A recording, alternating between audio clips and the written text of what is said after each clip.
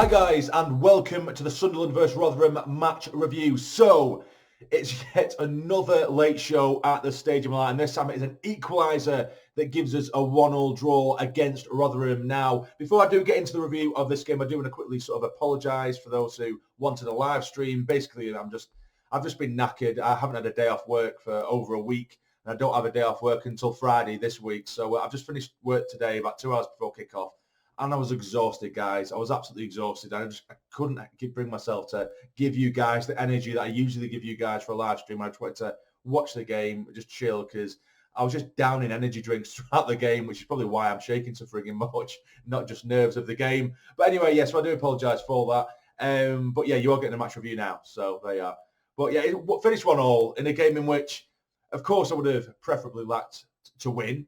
It would have made things a lot nicer and a lot more simpler come the final game of the season on Saturday against Morecambe, but we didn't get beat. We were shown again in terms of characteristics that we will not just lie down and we don't know when we're beaten, but there's a lot I can pick out and dissect from this game, which is what I'm going to, which is a bit of a negative and what has really annoyed me in bits and pieces of this game. So it's not all happiness, even though it is a bit of a late show from me, because I was quite annoyed for large parts of the game. So getting into it, starting with the starting 11. Now, for me, this is where I think Alex Neil got it very, very wrong.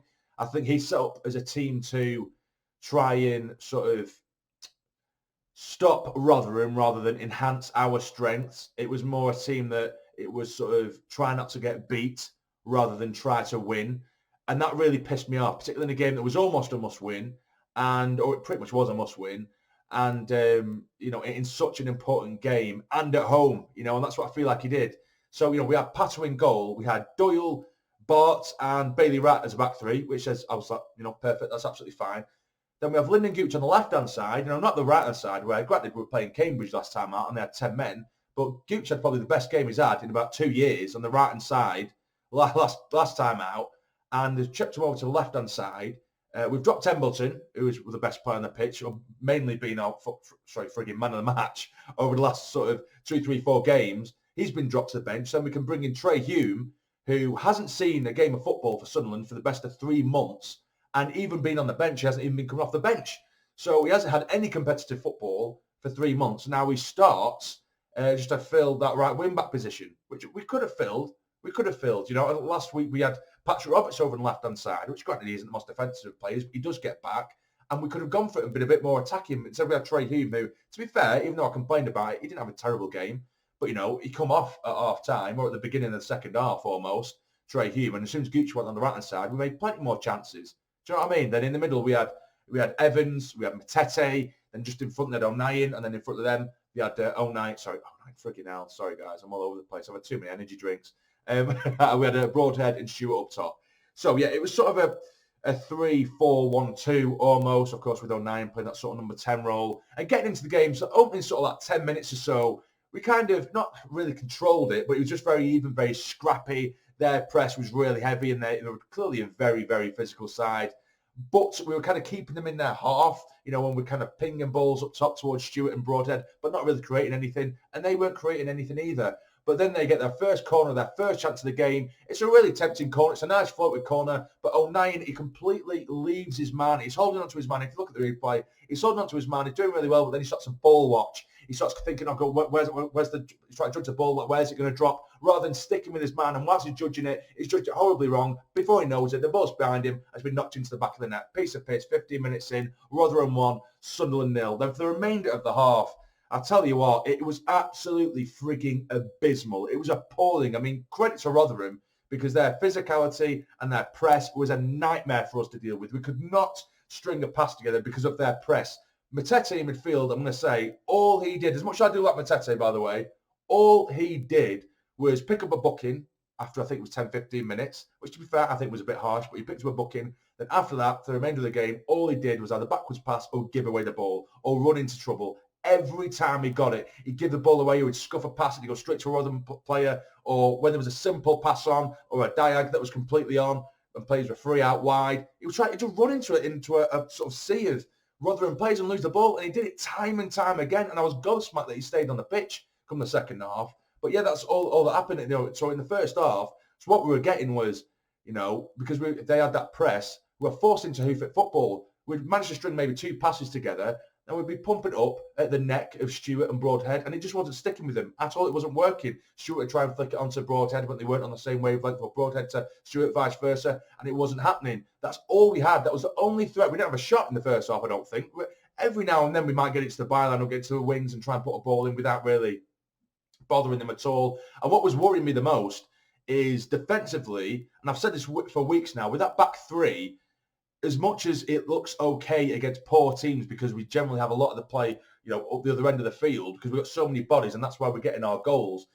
Even against like Cambridge, they only attacked us twice and they scored once, and the other time they were through, down at the byline, they were getting behind us. And it's a good team. I've always said we look piss poor. We will be, or at least we'll be fortunate that we haven't conceded more than we have.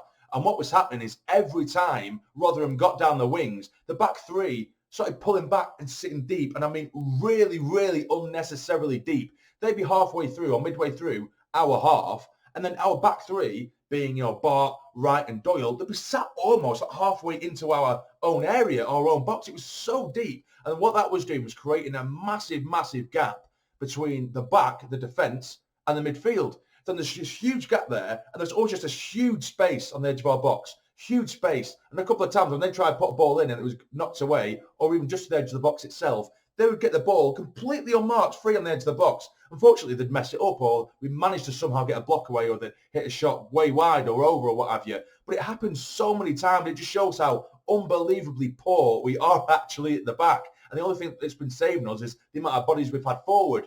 But unfortunately, for some reason, Alex Neil in this game, he's pulled off all of our attacking plays that look decent. Embleton in recent weeks, who's been, like I say, one of the best performers.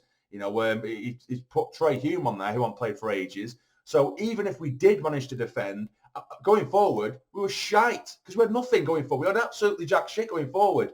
So if anything, I feel like Alex Neil, I haven't seen the post-match. I'm not going to give too much shit to Alex Neil because I'm not, because we've gone 10 games now, 11 games unbeaten. So I just feel like it was a mistake. I think it was absolutely a mistake. He set us up almost for failure there. As soon as we conceded, we had jack shit to combat it. So in the second half, it was pretty much more of the same. But then as soon as you start to bring new faces on, your Broadhead came off, Pritchard came on, Embleton eventually came on.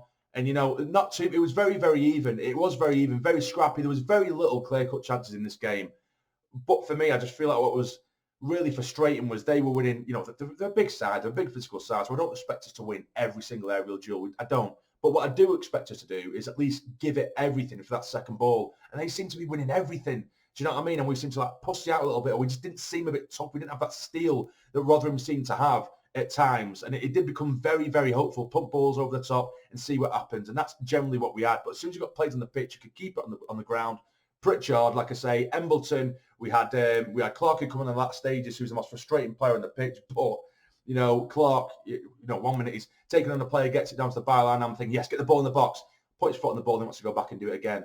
And he did that a few times. But as the latter stages went on, and then because they've been doing the high press so long, they seemed to tire a little bit. And for the final sort of 15 minutes, 20 minutes, we started to dominate. We really started to dominate. Got it down to Barn a couple of times. Luke O'Neill did a lovely flick from Pritchard onto O'Neill. He slides it across goal, and Ross Stewart just inches misses it. There was another chance. Pritchard with a great free kick. He whipped it in towards the near post. It's just gone wide of the post and it hits the side netting. And I'd be lying if I said that I didn't celebrate because I thought it went in. So we started to create little chances here and there. But then Clark, he just put in a really dangerous ball, similar to the one he did the other week when, was it Oxford? Or when, no, it wasn't Oxford, was it? It was the Shrewsbury one. When the ball was pinged in towards Broadhead, he managed to flick it back. It was very, very similar to that, but the Rotherham defender tries to defend it and is absolutely bullet-headed it. It was absolute thunder bastard of a header that's gone right into the top bins, in off the crossbar. Beautiful header, which sent me absolutely going ape shit because I didn't know where the hell the goal was going to come from at this point. So it's 1-1. Then we had them pinned back. We're playing ball after ball after ball into the box. And I think if we did score to make it 2-1, it probably would have been unfair. Not that I would have given a shit, but it would have been a little bit unfair given the kind of the way it was balanced.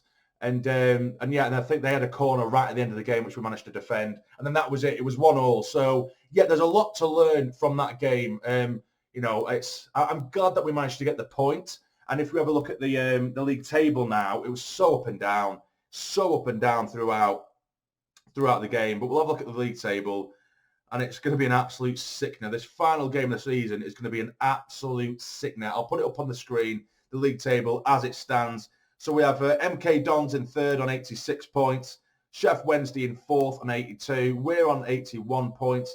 Plymouth and Wickham in sixth and seventh respectively, both on 80 points. So, oh my God, this is going to be absolutely horrible. Absolutely horrible. You know, we have to win against Morecambe to guarantee playoffs, or at least hope that Plymouth and Wickham screw up on the final day if we don't win anyway. But it's sickening. It's knocking me sick now. My stomach is churning thinking of that game against Morecambe. It really, really is. So it's an absolute must win. We need to finish on a high. And I don't fancy playing Sheff Wednesday in the playoffs. I've said it before. I really don't want to.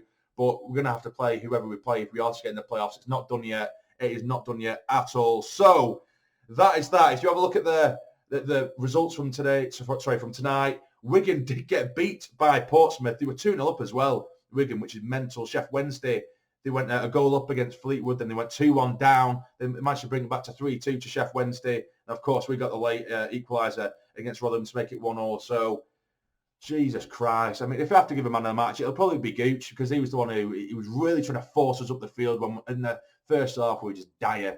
We marginally improved in the second, and I didn't expect us to obviously play the sort of pretty football, and I didn't expect us to give us the amount of space and time that we got against the likes of Cambridge and 10 men. You know, I never expected that in a million years.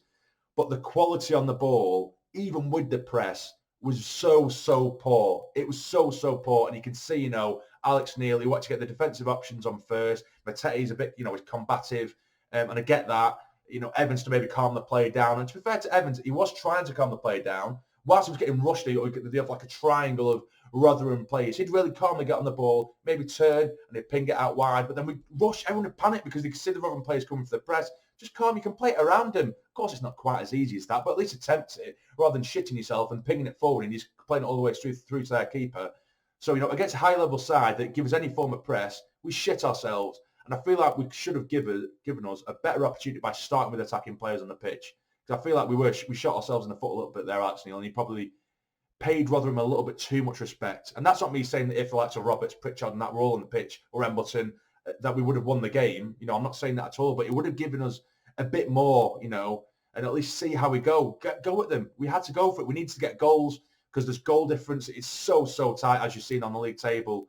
But yeah, so that's it. 1-1. I'll take it, guys. I'll take it. We're so close to a loss there, and it'll give the lads so much of a boost in confidence as well. Because I think, you know, for a team to play against a team like Rotherham, you know, after what happened last time as well, to show that, you know, we can get somewhat of a result against them, it gives them a bit of a boost going into the playoffs as well. If we do manage to get into the playoffs.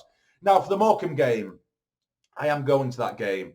So whether there'll be a review or not, I'm not too sure. There probably will be a preview, potentially anyway. I am going to the game, but it is going to be in the home end, so keep that quiet. Hopefully I don't get chucked out within minutes, and I don't know how the hell I'm going to be able to keep my mouth shut at that game if I don't get chucked out anyway. But yeah, so that's it, guys.